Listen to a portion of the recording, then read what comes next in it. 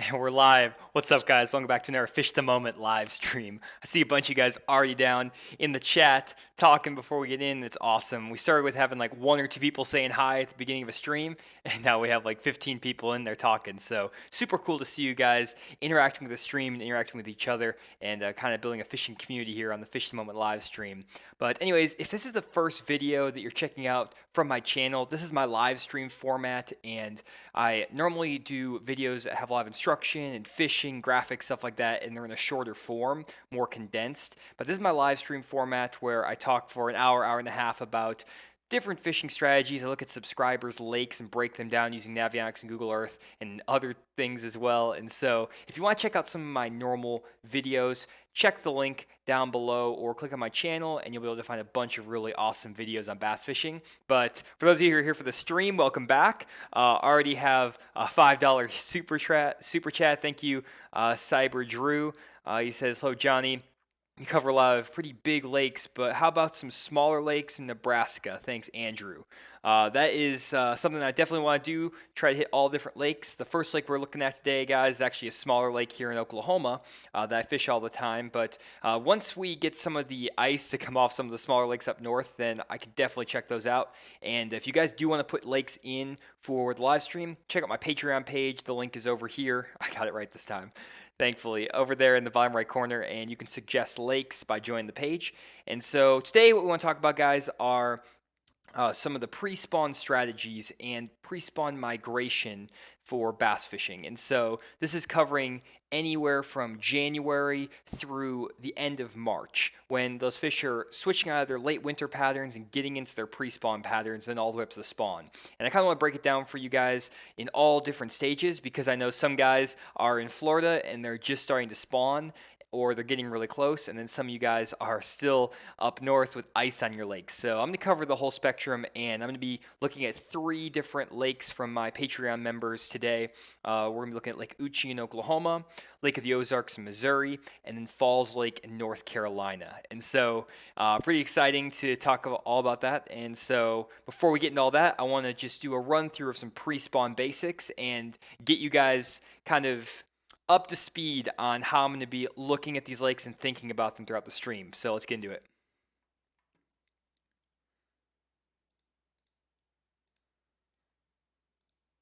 Okay, so first up, let's talk about the different seasons of bass fishing. And I have some really good videos on my channel that talk about this already. I have a video on pre-spawn bass fishing and on spawn fishing, and I haven't got around to making the rest of the videos in that series yet, but they're coming later this year.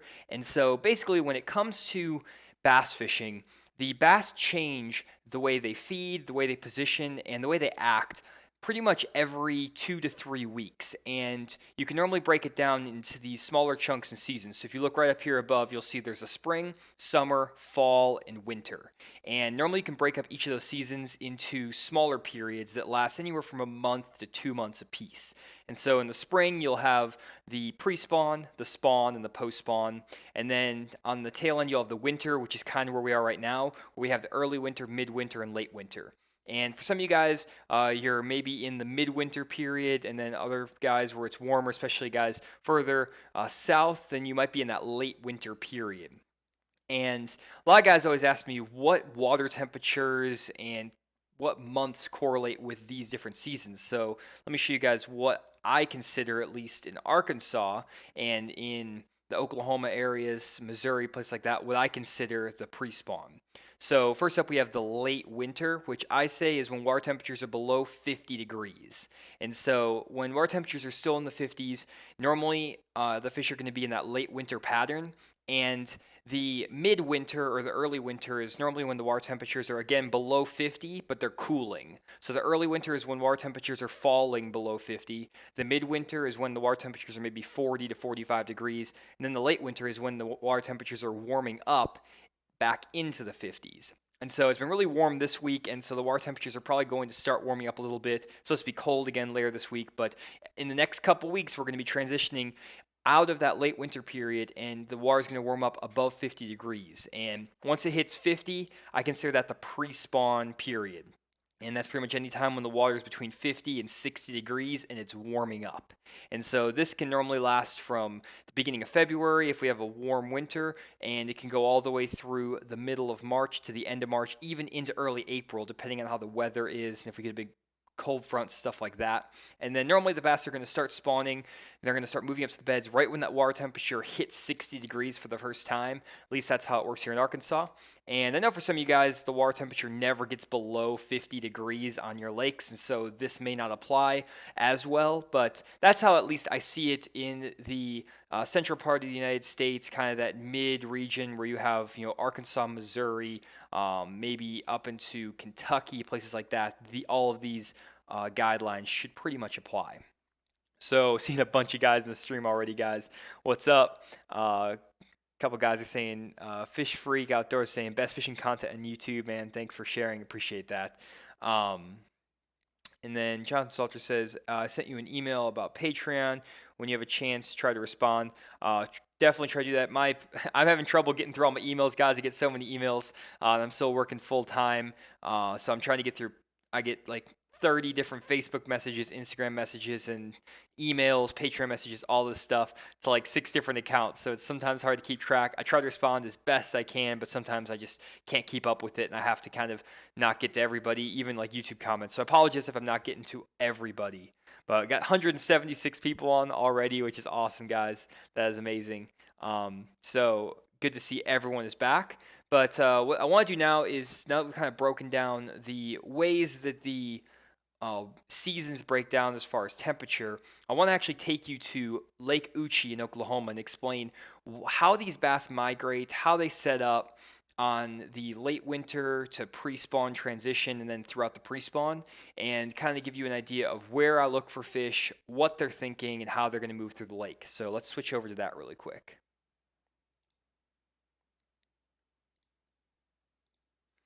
Okay, so here we go. We are on Lake Uchi.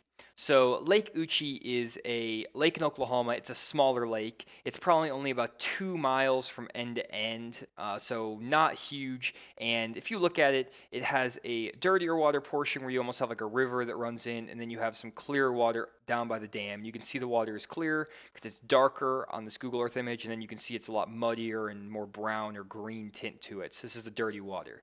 You'll have like a foot of visibility here, and you'll have 2 to 3 feet of visibility down by the dam. And I actually fish this lake all the time, and it's not all the time, but I'll normally try to fish it at least once a season. And I've actually fished 3 fishing tournaments on this lake, and I finished second in every single tournament. So I don't know if I like this lake because I do pretty well in tournaments, or if I don't like it because for whatever reason I always seem to lose a good fish that puts me out of winning the tournament. So I'm 3 for 3 on second places. So I feel like Aaron Martin's in the Bassmaster Classic. Maybe Uchi has that kind of effect. I hate to see Aaron fish out here. That would not be a good combo. But anyways, the lake is really good. It's got some really big fish in it. It gets a lot of pressure though too. And so this was one of the lakes that was recommended a couple different times on my Patreon page. And so I'm gonna take a look at it. And to start off on how this works, I'm just gonna switch over to Navionics and kind of use the contour lines to explain what types of banks, types of areas these fish are gonna set up on. So let me switch over to that really quick. There we go. So here is the Navionics map for Lake Uchi. And just to kind of give you another idea of what's going on here, you can see the top end of this lake is about 20 to 30 feet deep, and it's pretty much flat. There's not really that much going on this lake on the upper end. You kind of see some a little bit steeper banks. There's some slightly defined creek channels, but it's kind of hard to actually catch fish, I feel like, on this part. You can sometimes catch them on some of these walls. You can see a little creek channel swings in, and basically, this is a really good bank in the winter because those fish like to get around that deeper water. You can see those contour lines are really close together, so those fish like to get on that little steep drop when it's cold. But for the case of this example, I want to move further down the lake because you can see it really starts to get looking good. There's a lot of really defined creek channels. It's really easy to see where the bass highways are. And so I want to show you guys some of the areas that I really like to fish, where I've caught fish before, and hopefully you can use this to kind of apply on your lake as well and get a feel for how these fish migrate through the lake.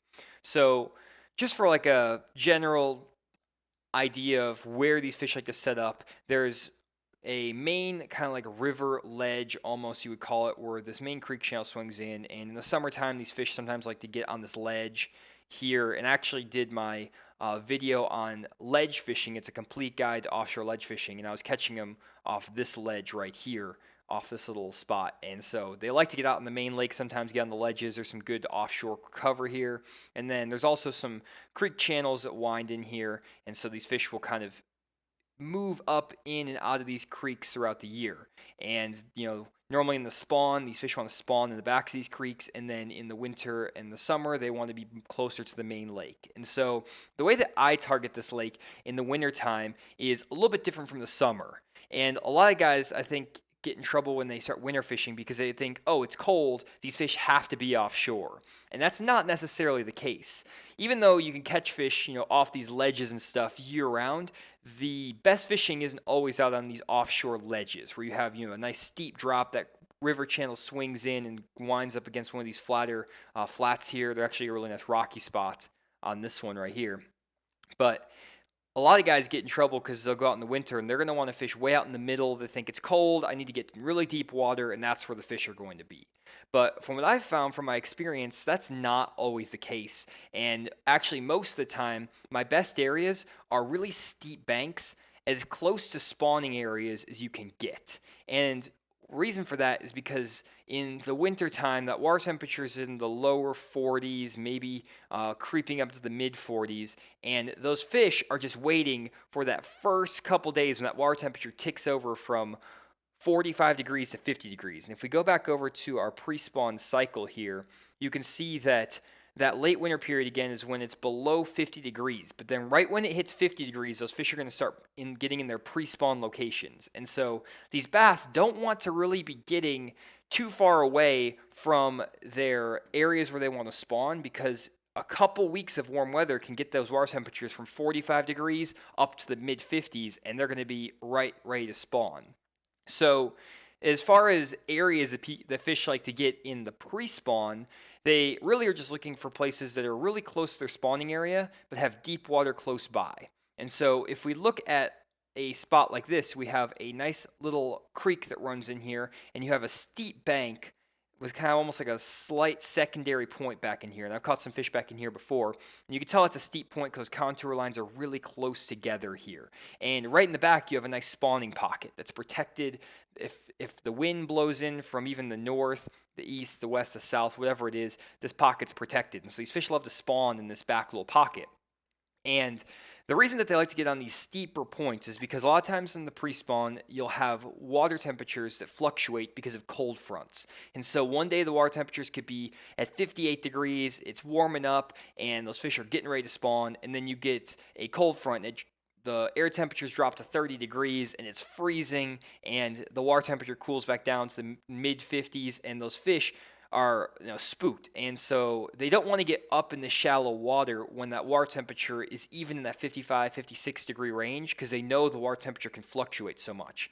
So instead, they'll find these steeper banks that are close to the shallow water, but that they can kind of chill on before the water temperature actually stabilizes. And so what'll happen is that you'll have some fish that sit up on this point, and they'll feed up on top of the point, up in shallow water. You can catch them on spinner baits, jigs, stuff like that, up shallow. When you have warmer days, sunny days, maybe some windy days. But then when you have a big cold front, those fish can easily pull off into the deeper water, into this 20-foot, where it's a little bit more stable. The water's a little bit warmer because the air temperature isn't cooling down that water as much, and they have that little safety net close by. A couple other spots you can kind of check out that kind of have something similar.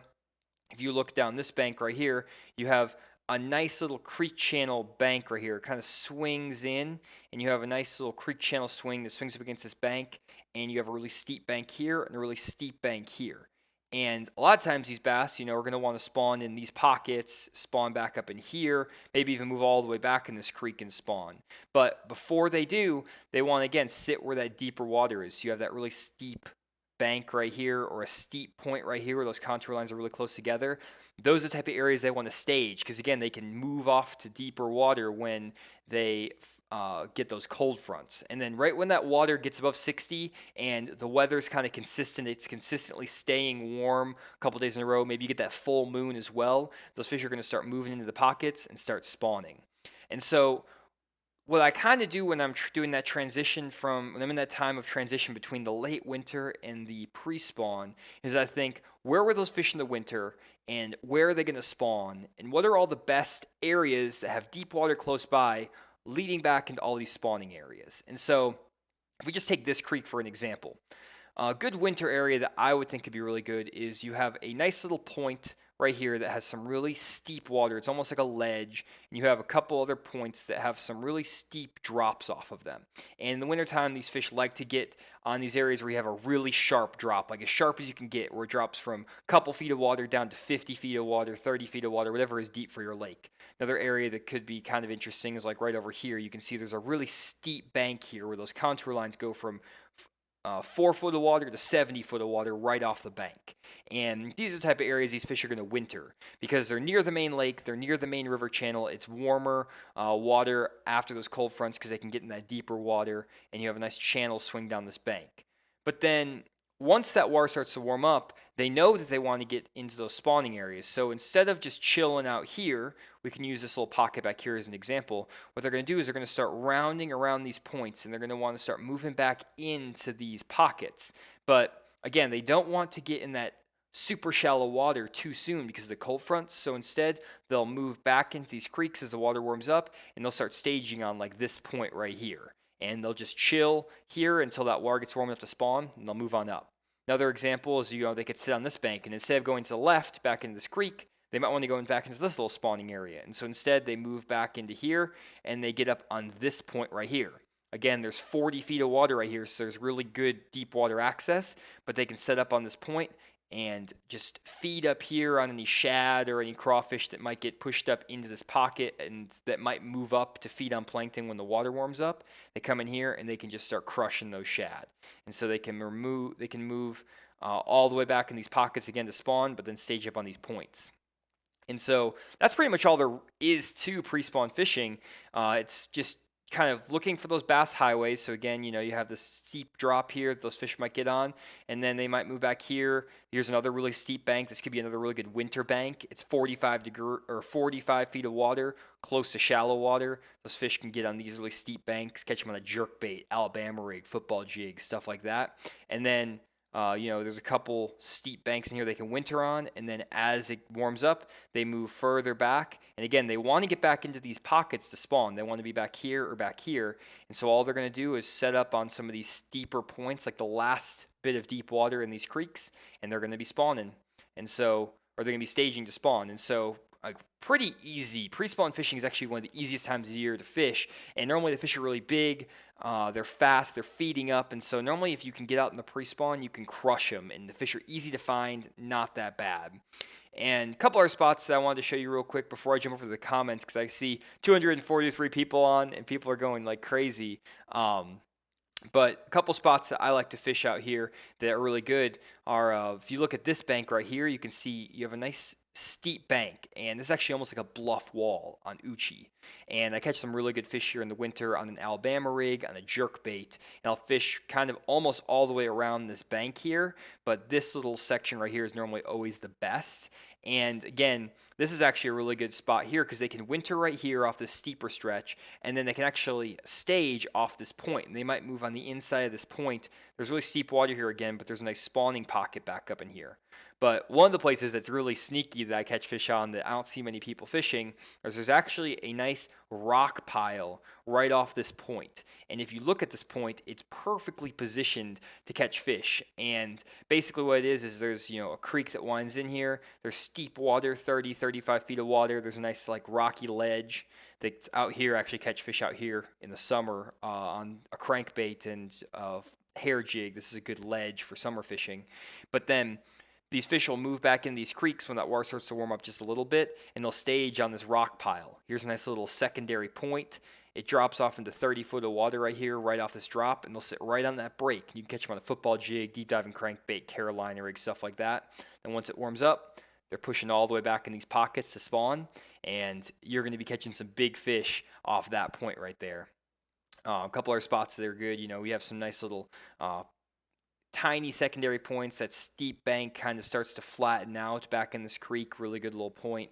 Catch some fish there, and then let me find another place real quick just to kind of give the Uchi guys a few places to check out. Trying to think off the top of my head. Oh, I've caught some fish back in here before. You can see a steep bank.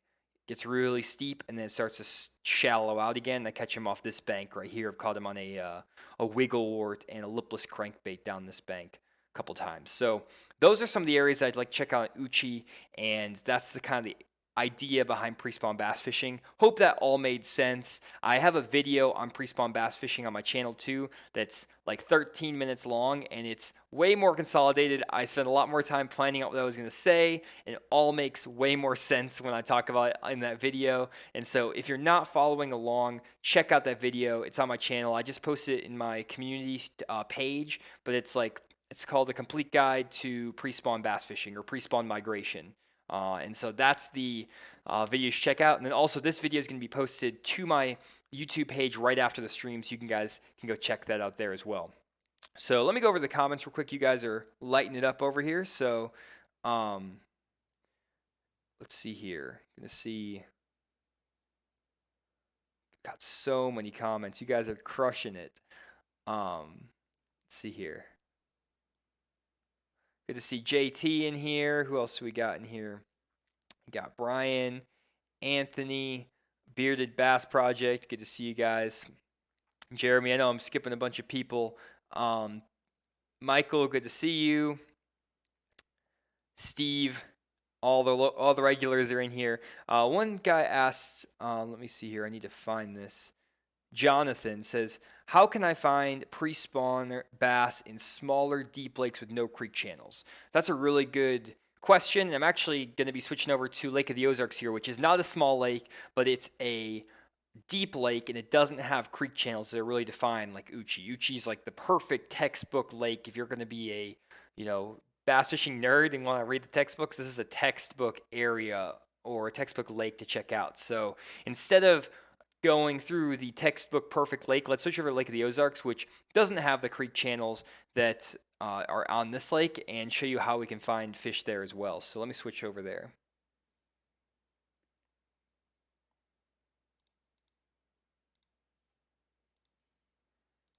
Okay, we're just gonna fly from Uchi, Oklahoma. Not too far of a trip, but we're gonna pop up to Lake of the Ozarks. So this is Lake of the Ozarks, and sorry, Jonathan, for picking another giant lake. I know people have kept on saying these are all big lakes.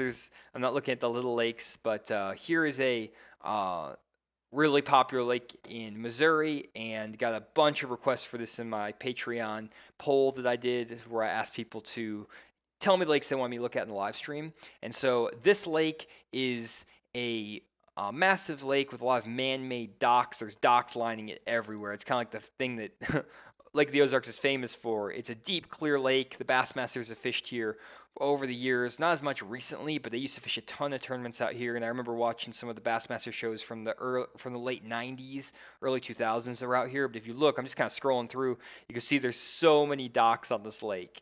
And there's not really that many defined creek channels. You can find some main river channels and creek channels, but they're not as clearly defined as the ones you're seeing on Uchi there.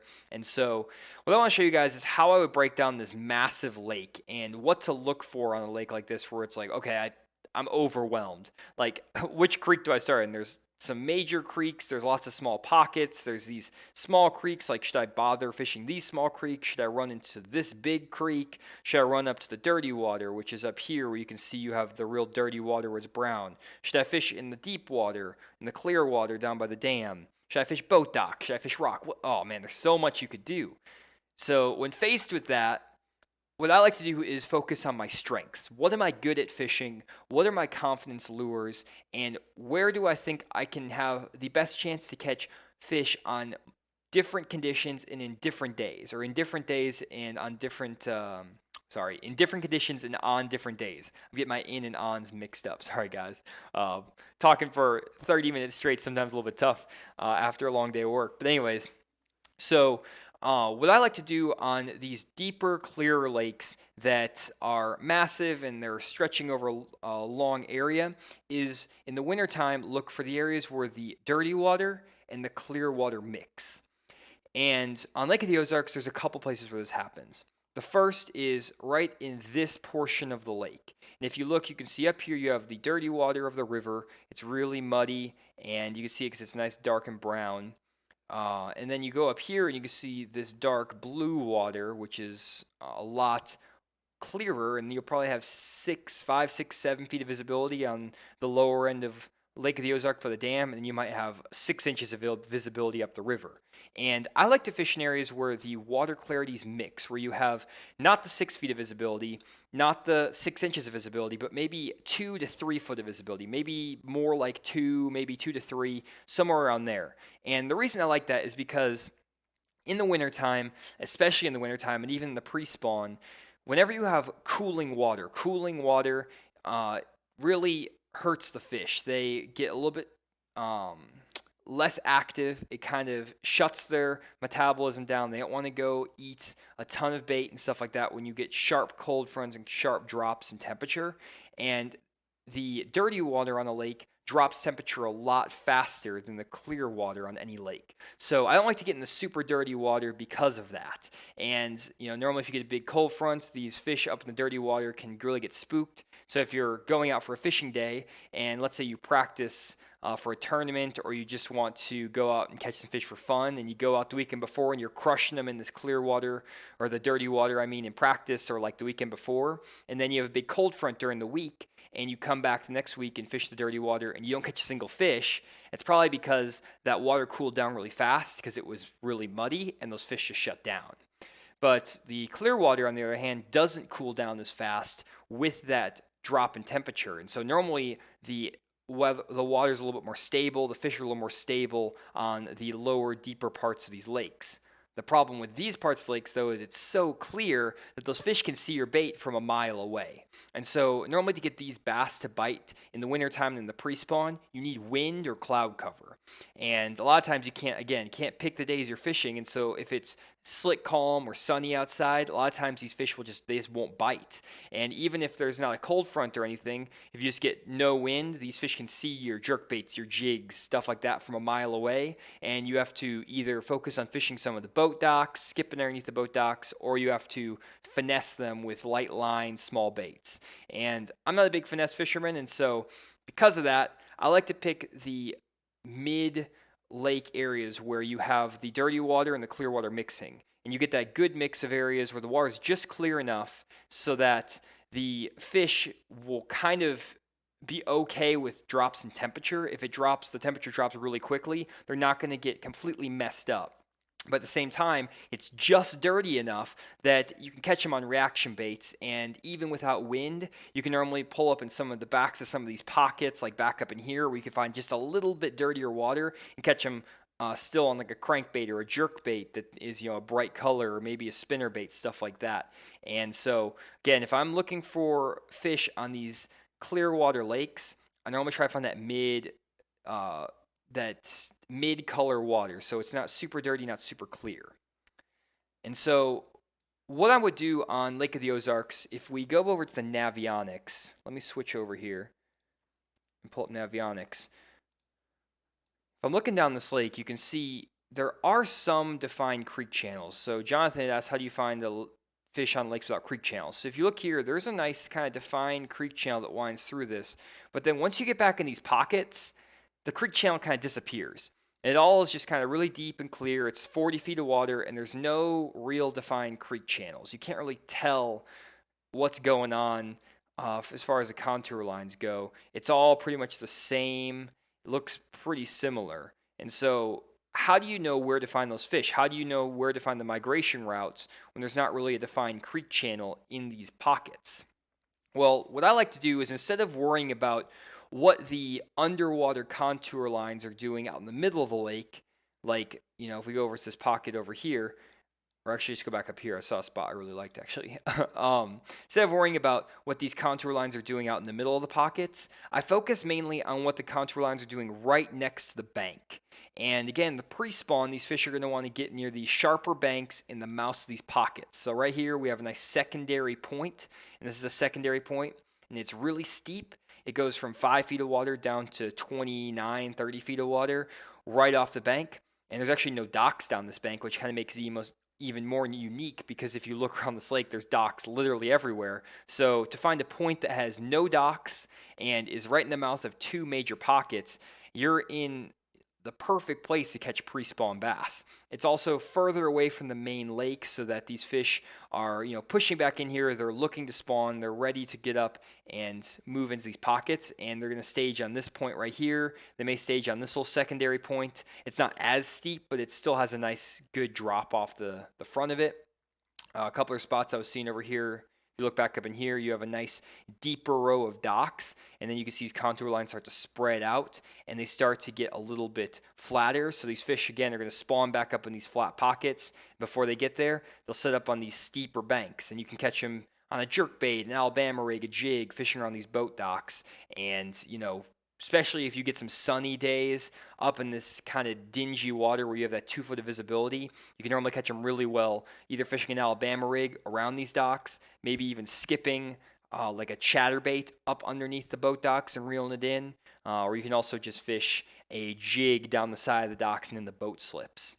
And another thing I'm looking for is maybe some of those points that are a little bit steeper where those fish might be wintering. Like this point right here, you can see there's a nice steep creek channel that winds in. And so I know that these fish are going to want to winter around this bank. And if you guys haven't seen my last live stream, I talked all about winter fishing, kind of how that works. And so these bass, again, in the winter like to get around these really steep banks, or these steep main lake points. They're close to the main river channel. This river channel is 80 feet deep right here, and they'll stage up around these points in the winter, and when it gets really cold, they'll pull out in the main river channel. And so what I want to find are pockets or creeks that are close to where this main river channel swings in.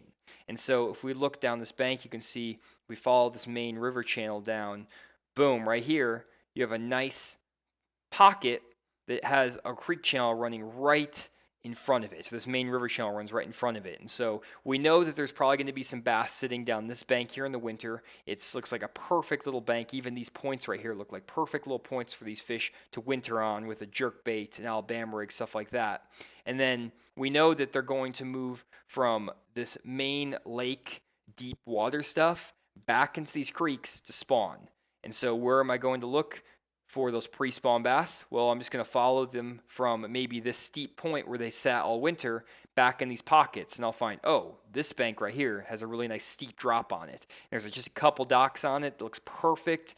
It's like 30 feet of water right here and 3 foot of water really quickly.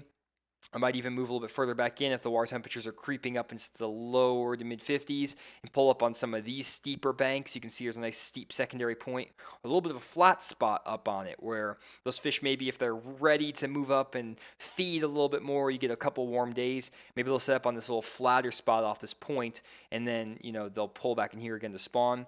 Or I might try to look for the last steep bank all the way back in this creek when the water temperatures are 57 to 58 degrees, right before they're about to move up to spawn. I like to find the last steep bank all the way back in these pockets. And so you'll have a really nice steep bank here. That creek channel swings up against it. You can kind of actually see that creek channel that they drew in, even though you can't see it with the contour lines. And they'll set up on these type of banks right here.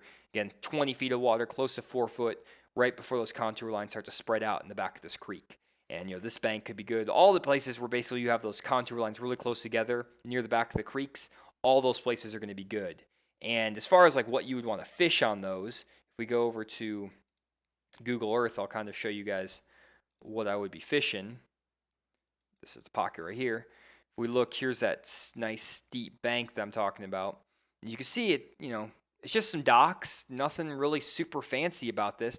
But what I would do is especially on Lake of the Ozarks, is I would be looking for man-made brush piles underneath these docks, or I would look for banks that have wind blowing in on them. Because a lot of times if you get a really windy day, that wind will push right across these docks. And especially if you have, like in this case, a northeast wind, it'll push that wind down those docks, and those fish sometimes will get on the back side of these docks. The wind will be blowing from this direction, and they'll get on like this side of the dock, waiting for the shad and stuff to kind of start pushing through, and waiting to ambush any bait that would run across the tip of these docks, and they'll sit on the back sides and come out and ambush them. So what you can do is take an Alabama rig or a jerk bait or even a spinner bait on some of the shallower docks and fish it down the sides of these docks and fish it across the tips of these docks, maybe even putting your boat like right here and working down the docks and casting parallel out in front of them. Be a really good way to catch some pre-spawn bass. And again, look for those man-made brush piles, stuff like that. That's what you're going to be targeting for those bass on Lake of the Ozarks. And then other than the docks back in the pockets around those steeper banks, you can also start looking for places. I found a nice little point right here, places that are close to the main lake but also have spawning areas accessible close by. And sometimes these spots can be really good in the wintertime because they get overlooked by a lot of anglers. A lot of anglers in the pre-spawn want to push back into these creeks because that's what the textbook says. That's what I just spent 35 minutes talking about, and how the fish are going to move from the main lake back in these creeks and spawn back up in here. But sometimes you can find some really subtle little spots like this spot right here that looks money. It looks so good. And all it is, if we zoom in really close, is a rocky point that has some like shell rock on it. And there's actually rock that extends all the way down here into this little creek here. And as you can see, it's right off the main lake. There's really deep water out here, 40, 50 feet of water out in front of this little point. And then there's a pocket where these fish might spawn or pull up to spawn, especially if that water temperature warms up really quickly. Some bass might just hop straight from the main river straight to the back of these creeks to spawn. And there's still going to be some fish that want to stage, and this little point is perfect for it.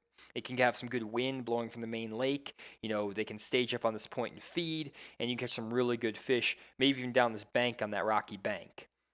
The only thing about these areas, though, they're a little bit tricky, is that if you have a lot of rain, a lot of times this main lake can get kind of washed out further up the river. So we're not all the way up the river, so it shouldn't be that big of a problem. But if you're further up here, if you get a lot of rain, these main lake pockets can get just completely washed out, or these main lake points, because of that rain. So you have to watch out for that. But sometimes actually it can be a good thing to fish these pockets if you get just a little bit of rain, because that runoff will dirty up these pockets just a little bit, and it'll get those fish to pull up and get shallow. You catch them on spinner baits, crankbaits, jigs, stuff like that. But this little point right here just looks so good. They can stage up on this, then move back in this pocket to spawn. That rock will hold heat, so you can catch them on a square bill crankbait, spinner bait, stuff like that. Looks like a great area. So that's kind of how I check out this area of the lake. Now, I got a couple more minutes on this lake, so I do want to talk a little bit about the clear water, because I know I kind of wrote that off and said I only want to focus on that 2 to 3 foot of visibility water, and because it's the most stable and it's the most consistent for a bite. But a lot of times, the clear water holds the biggest fish in the lake. So wherever the clearest water is, that's where you're going to find the biggest bass. But to get them to bite, you need some really good wind or some currents, something like that, to get those fish active. And so if you do get a really windy day, let's say it's cloudy and windy pre-front, those fish are just going to be chewing.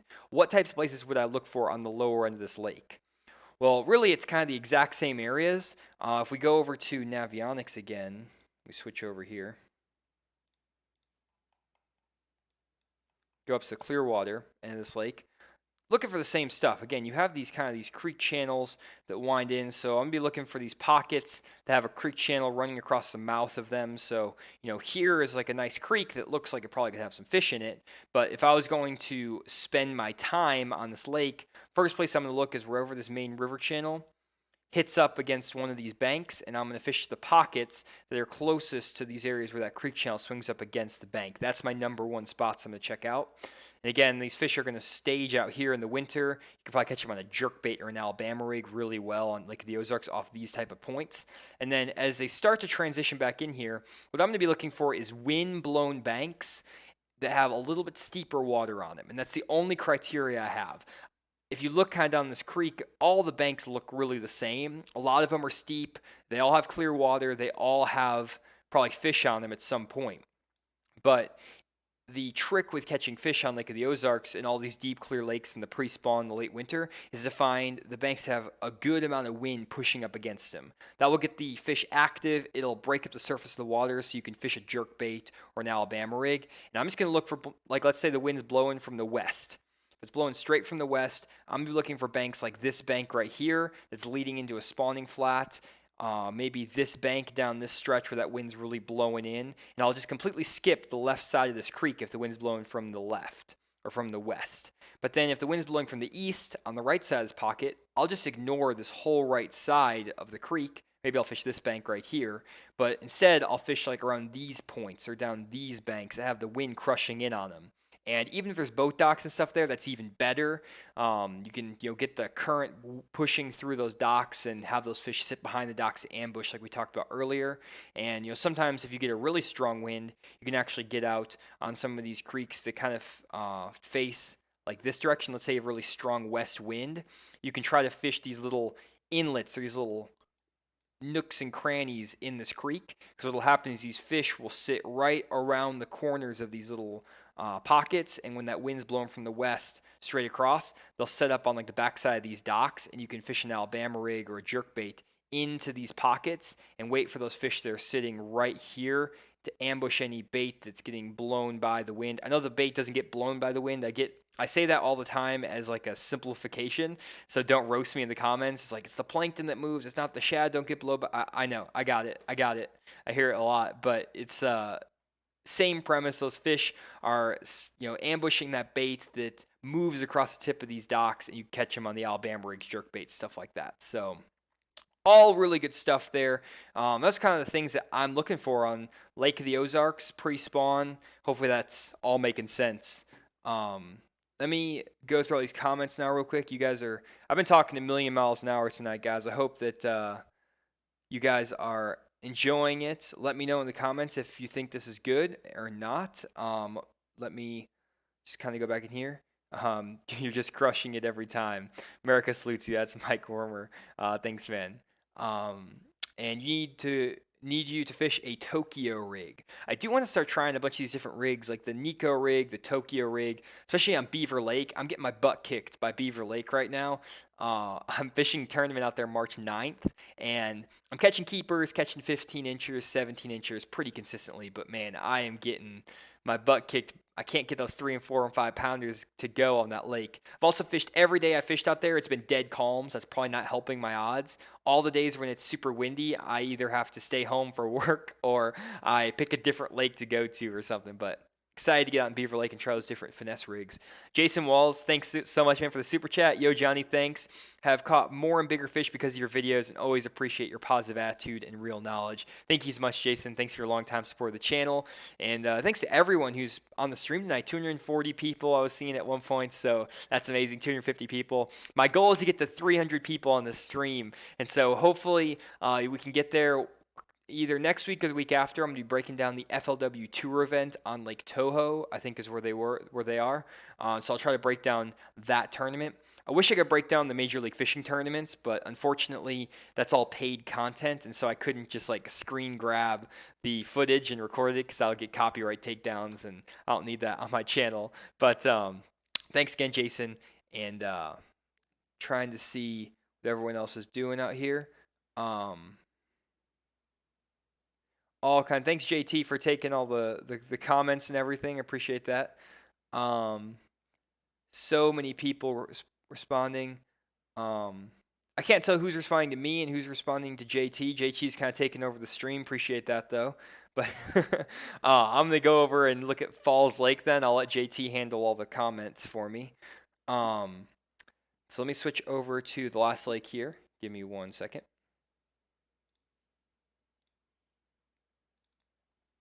So last lake is Falls Lake, and I've actually broken down this lake on my for one of my Patreon subscribers before. I've actually done it in a lake breakdown, also a personal lesson. And so if Rob's watching, I know I broke down the lake for him, and this is a lake that was requested a couple different times on my Patreon as well. So I want to break that down for pre-spawn bass fishing, and I'm just gonna give you guys a sneak peek at what I kind of do with my lake breakdowns just so you guys can check it out on the Patreon. Right now, I don't have a ton of them up. Unfortunately, apologize for that just because of my limited time with work. But here, I'm just going to do a sneak peek because I don't want to give away all of the spots I showed. But this is kind of what I would do. I do this, and then I show some lakes. Boop, move that way. I guess you could pause the recording, so I'll just stop and show you guys. I'll give away one of these areas, but I do little pins. I show best conditions of fish, lure recommendations, location descriptions, all kinds of stuff on these lakes, and I'll break those down for you. Don't have a ton of them available at the moment, unfortunately, so I apologize for that. Just because of the time that I'm doing it.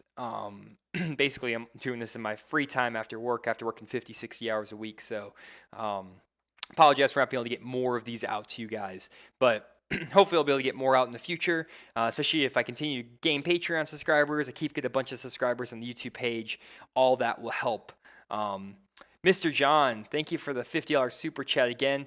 No comment there, but hopefully you're enjoying the stream. If you leave a comment down below in the stream, I'll make sure to read that out. Normally, I'll try to read out something from the people who give the super chats, but thank you so much, Mr. John. 1550, really appreciate the super chat and appreciate all the support from everyone. So, anyways, Falls Lake. This lake is really cool. As you can kind of see, it's kind of a weird shaped lake. It has like this river system area. They're connected by some bridges. Then you have this deep clear part, or the midsection lake that's kind of not very clear. It's almost like that 2 to 3 foot of visibility like I'm talking about. Then it has like this weird river that winds all the way down here, and it's like really clear and deep and narrow. So really weird lake. From what I heard from one of my Patreon lessons, apparently this lake is like stacked. Like you catch like 25 to 30 pounds out here all the time. That's what it takes to win tournaments. So what I want to kind of talk about is some areas out here, and also ways I would kind of approach this lake, knowing that I have to catch 25 to 30 pounds. So let's say you have a home lake where the fish are just really good. So I'm just switching through some images here to kind of find a better image. But let's say you have a lake that's just stacked up and all the locals crush them all the time.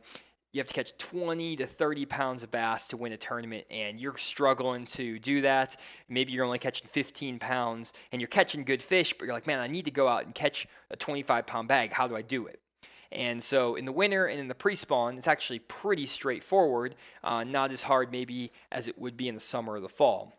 So first up, in general, if I'm looking for big fish and I want to catch the biggest fish in the lake, I'm going to find the clearest, deepest water I can find. And on Falls Lake, it's like somewhere around in this area is really good, and then further down this creek, it's deeper, it's clearer, and normally that's where we're going to find the biggest fish in a lake. And so if I was trying to go out and catch a 25 to 30 pound bag, I would try to focus on the deep, clear part of Falls Lake.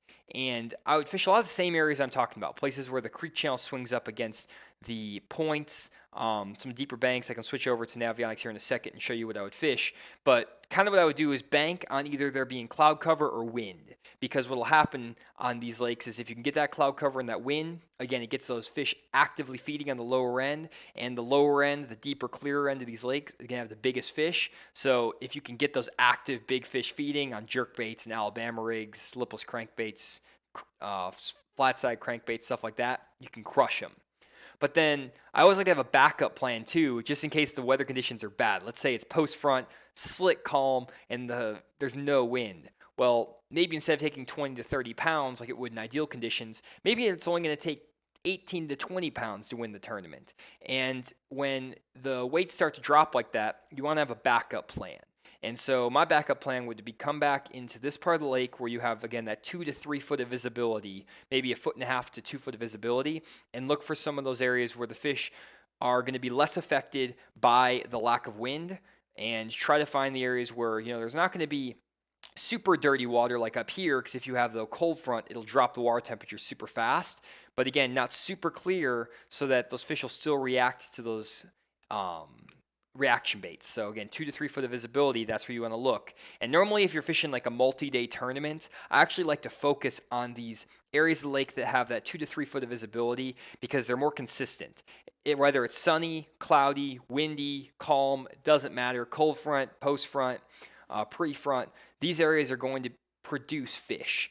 And the mid lake of any lake is going to produce fish. They're a little bit easier to catch, normally more consistent. And so if you're fishing a 2 or 3 day tournament, focus on those areas of the lake.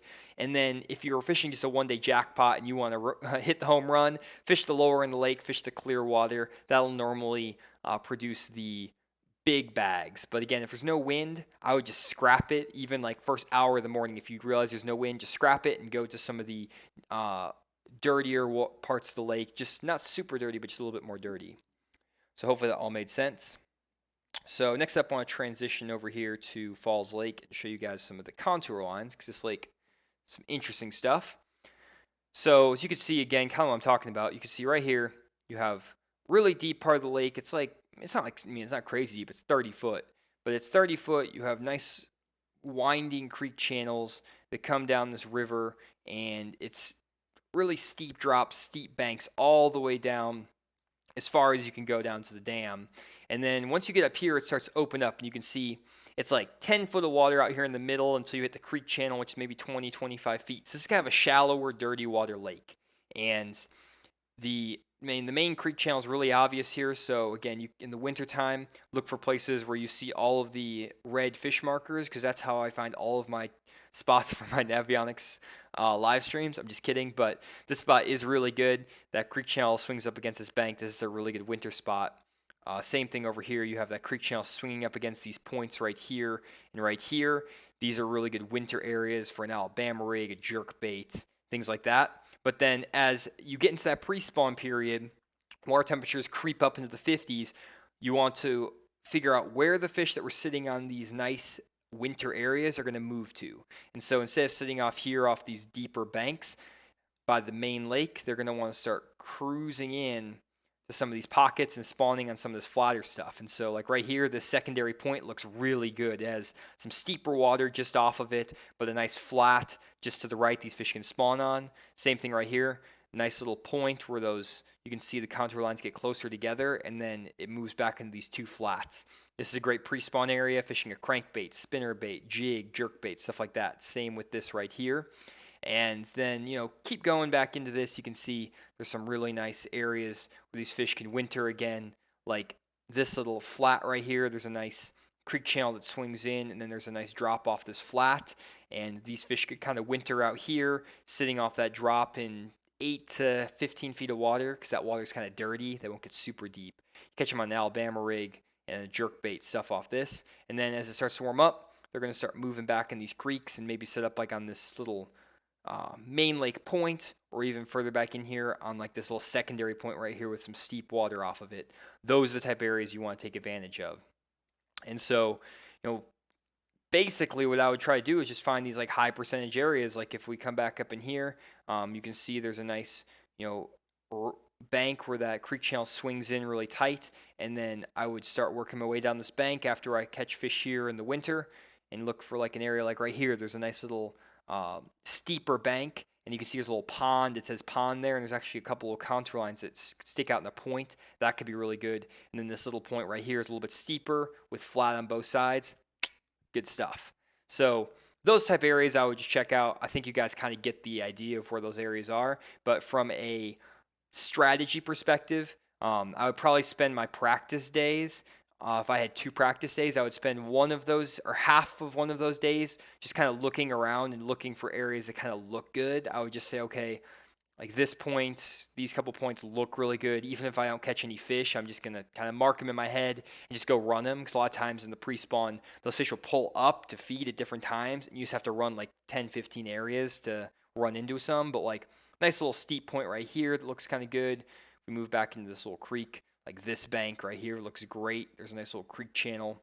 It swings up against this bank. Nice steep point right here.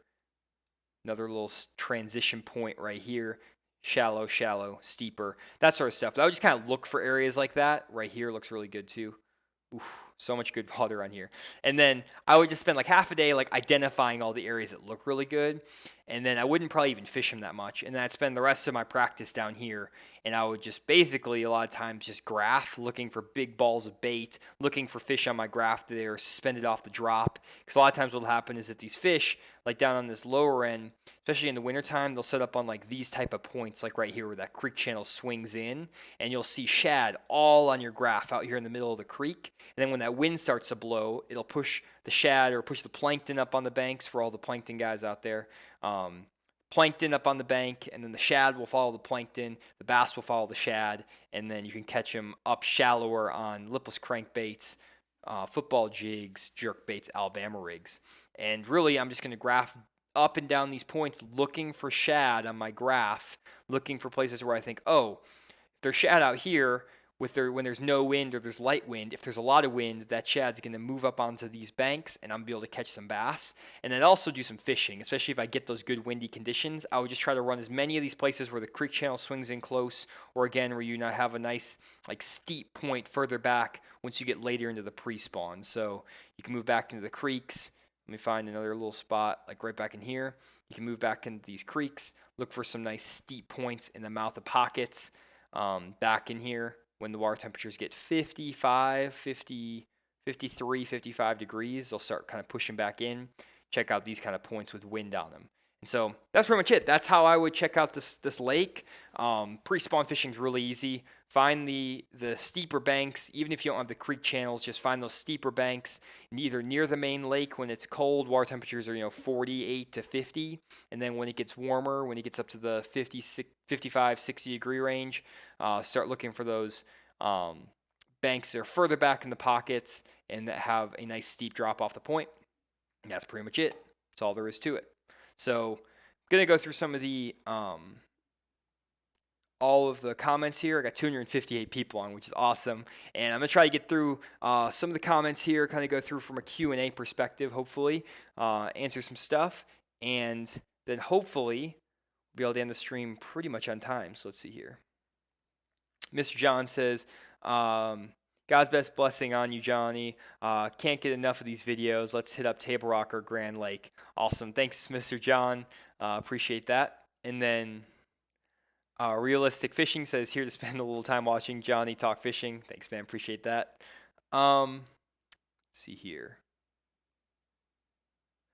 Going to try to keep talking while I'm reading these comments. JT, let's see here. Saying a bunch of stuff, as always. Killing it in the comments.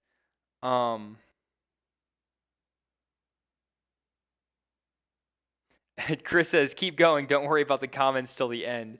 That's awesome. That's what I'm probably going to do from now on, guys. I think that's probably my best thing. Just get as much information, even if it's just like me just word vomiting on you. Sometimes if I'm doing that, just go in the comments, be like, slow down. I'm just kidding.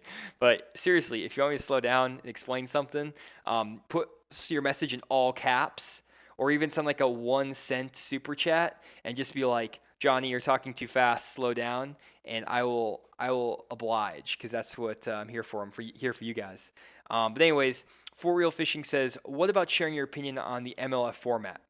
I actually think that's pretty interesting. I didn't actually get to watch any of the Major League Fishing stuff. Just been focused on editing videos and trying to fish and work, and so I didn't get a lot of time to watch that. I know Jordan Lee won the tournament. I think it's interesting. Until I see one of the events, I don't really have any opinion on it at the moment. Not surprised Jordan Lee won. He's a really good angler, really versatile, and he can just figure out fish. He just knows. He spent so much time in college just fishing and grinding. He was the one guy in college fishing he was in college fishing right at the tail end of when I started, and I was like, this is the one guy in college fishing I know is going to make it. And I've told that to like 15 people, and I'm like, all the rest of the college anglers, they basically get accustomed to fishing with partners, and they only really know how to fish with a teammate. And also they kind of get these like inflated ideas of what it is to catch fish, because a lot of times they'll go out and they'll catch 12, 13 pounds on the lake and finish third or fourth in the tournament. But if the pros were there, the pros would be catching 20 pounds because they're just that much better. But Jordan would always crush him every time. He was always in the top 5 of every tournament. He was always catching great fish, so I knew he was going to be awesome. So I think he's going to be really good in that format. I think we should watch out for guys like, I think Andy Morgan's in there. We got guys who are really good at junk fishing. I think Gerald Swindle could be really good in this. Van Dam, obviously, could be good. I'm not really sure about in Florida. I'm interested to see how it works on the other different lakes. So could be pretty interesting there. Let's see here. Oh, skipped all the way to the bottom. Give me 1 second, guys.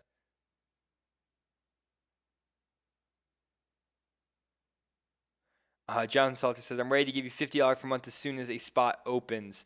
I will definitely, I'm going to try to open more of the one-on-one fishing lessons because I feel like those are the most impactful.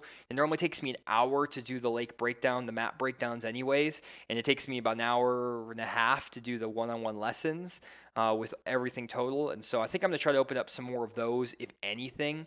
It's also, again, just trying to find time that works for you guys and for myself. But if I'm doing this more often, in the future, hopefully I can have a lot of different spots for the one-on-one fishing lessons, and hopefully can be doing guide fishing trips, things like that. It just kind of depends on how hopefully the channel takes off, things like that. So we will see. And then see here, any chances of looking at Lake Dardanelle or the Arkansas River? Thanks for the informative web. I am hesitant to look at Lake Dardanelle because I actually fish a lot of tournaments out there, and I'm not worried about giving my spots away, but I know all the locals out there, and I have like spots where there's like 10 people that know those spots, and I'm one of them. And if I share any of those spots on accident, I will literally have people come knocking at my door to like beat me up. So I'm going to stay off of Dardanelle, but I can look at the Arkansas River for sure. See here.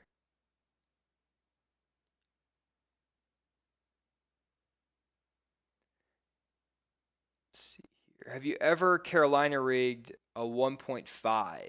I have not. I've heard guys Carolina rigging crankbaits is like that's like a big thing to do. I've never done that before. I thinking about trying it sometime, but I've never actually done it.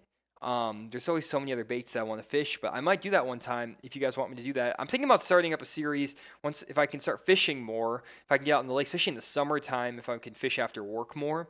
To do a series of like you tell me a bait that I want to fish or that I should fish, and I'm just gonna go fish it for like the entire day and see if I can catch him. And I just have like a poll, like what's my bait this week, and I just go fish.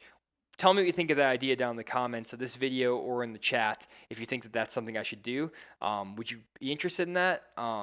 I try to avoid doing videos on like, here's this bait, let me show you this bait and take it to the lake and catch a fish on it, and here's the bait. Because there's like 10,000 videos on YouTube like that. That's literally every other fishing channel. So I try to focus on the graphs and navionics, stuff like that people don't actually talk about, which in my opinion actually helps you find the fish, which is a lot more important than knowing which exact color of crankbait to throw and the exact size crankbait. All that stuff makes a difference, but if you're not fishing around any fish, I don't know why you would care what if you're using a chartreuse blue or a chartreuse purple backed crankbait.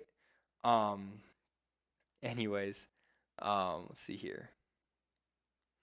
Determining water clarity while on the water. Normally drop my white bait down and estimate. Any thoughts out there? As far as like water clarity, that's what I kind of do. Normally what I do is just like take my rod and I'll let out some line, just like a good bit of line, and then I'll drop it until my bait disappears. Then I'll kind of like pinch the line down by the water and pull it up and see how much visibility I have, or I can reel up the line all the way to the tip and then pull it up and see how much visibility there is there. That's normally how I do it. And it's not always like that important to get exact the water clarity, but as long as you know like it's either 6 inches visibility or 2 feet. If it's like 1.5 feet of visibility as opposed to 2 foot, it's not going to make that much of a difference, at least in my opinion. Steve K, do you have any fish the moment swag? Boom. You guys see that swag right there? Got that fish the moment hat, established 2016. I don't know if y'all can see that, but that is some fish the moment swag. I got those made up from Wonderful Girlfriend, and so She made these for me. And so if you guys would like some Fish the Moment flat build caps, I can see if I can make more of these. I'm loving these hats. They're really nice actually. I don't know about my logo. I don't know if it really like would look cool on a t-shirt or anything. It's kind of like I don't know. I think it's a good logo. I really like the logo. I just don't know if it would be merch worthy. And so, a couple of things I was thinking of was like getting the fishing gloves where you get like Fish the Moment on the glove. If I got a cooler logo that would like embroider or something, because I wear the sun gloves a lot. Everyone has T-shirts and stuff like that. That's whatever. But like maybe like a Fish the Moment buff. Ooh, I could put the buff on. That would be cool. Anyways, I'm rambling and people are dropping like flies. So, anyways.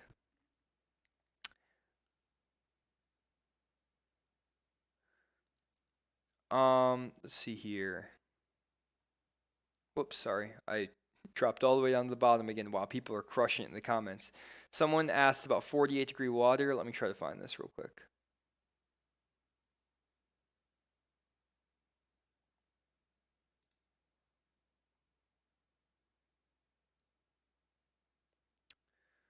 Um,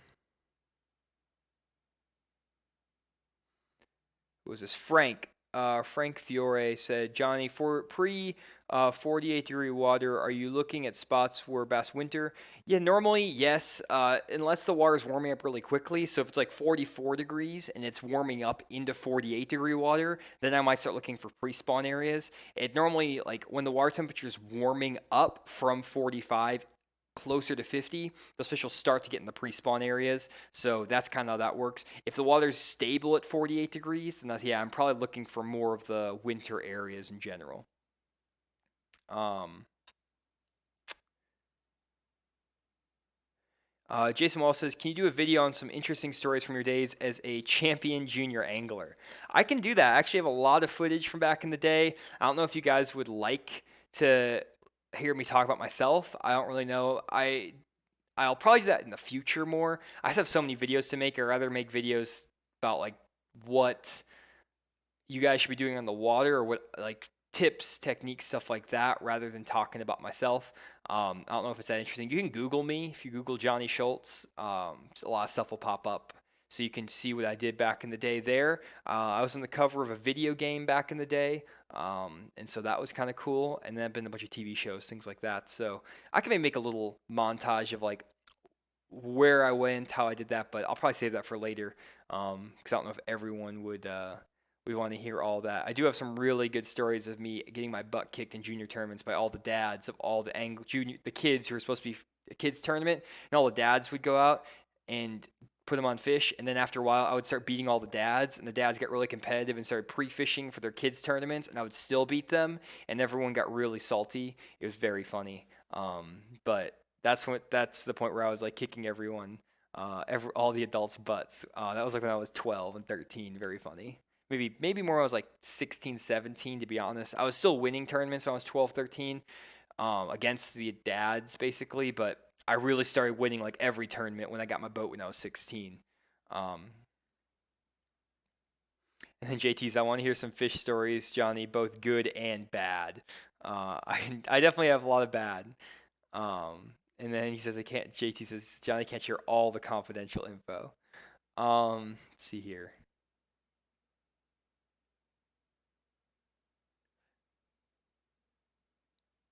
And then John David says, really, any video you do, I watch because you're so full of information. Awesome.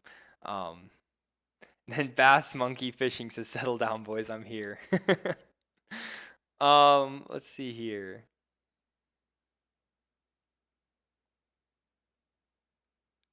Clayton Hask says, people know how to catch fish. They don't know how to find them. Your channel is by far the best on YouTube. Appreciate that, Clayton. Thank you so much. Thanks for joining my Patreon, by the way. I saw that the other day, too. Appreciate that. See here. And then JT says, let's get some Fish the Moment merch going. And you have problems with the Navionics web app. Sometimes I have issues with that. I don't really know why, but sometimes the Navionics web app just won't load. So I think just give it some time, and I don't really know. Time for a logo competition, and then someone says sun shirts. Sun shirt with shoulder patches. That'd be awesome. And then JT says, Johnny, we all enjoy your rambling. It's okay. Thanks, JT. I do a lot of rambling at the end of my streams. My mom's always like, you should just stop. Like, you just keep talking and you go all over the place. But I'm like, it's fine. It's no big deal. Um, and then Loriano Santos says, your videos and graphs are great. Wish you lived closer. We could do a one-on-one on the water. I'm actually making, I appreciate that, by the way, but I'm also making a video on graphs right now. It should be coming out later this week. It's about how to find fish on road beds, and that's going to be really important for anyone fishing in the winter and the pre-spawn. Road beds are like one of the best places to load the boat and catch big bass in the winter. So I have some images from my graph that I recorded a while back that have like really, really good images of fish on road beds, places where I caught some like toes, like 4, 5, 6 pounders that day and in the past. And so you actually see the fish on the road bed or like behind the road bed. I show culverts, bridges, all kinds of stuff. I'm pumped for that. See here. And then Dennis says, love the gloves idea. That'd be awesome. And then Tim Smith says, you've got 17,000 subs, so I think the logo is working.